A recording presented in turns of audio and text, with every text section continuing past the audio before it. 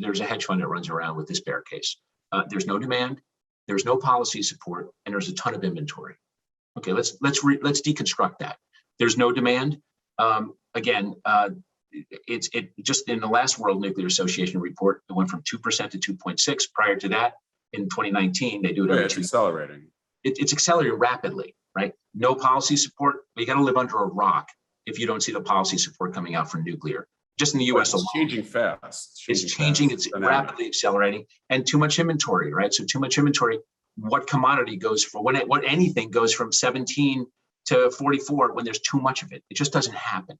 Now, as you're grinding through a market transitioning from surplus spot disposal to one that is driven by production economics, and at times it loses its way. Surplus disposal, too much of stuff, production economics don't matter. You got to grind through this, and it took years to grind through this stuff.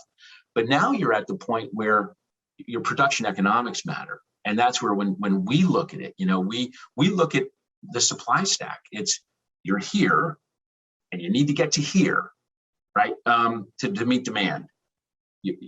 What your first quartile producers, what could they sell at? And we often hear, well, we heard they're selling at 37 or 39 or 41. I don't care if they're selling at 3 cents. Doesn't matter to me. They can. State-owned producers can sell whatever they want. And you know what? You got 100 million pounds of capacity probably.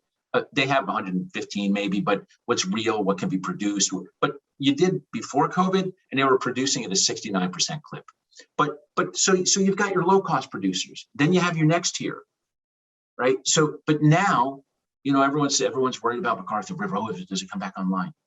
Well, when McArthur River comes back online, it's because that contract book is full at really good prices, right? But even then, you start to add in primary supply, secondary supply.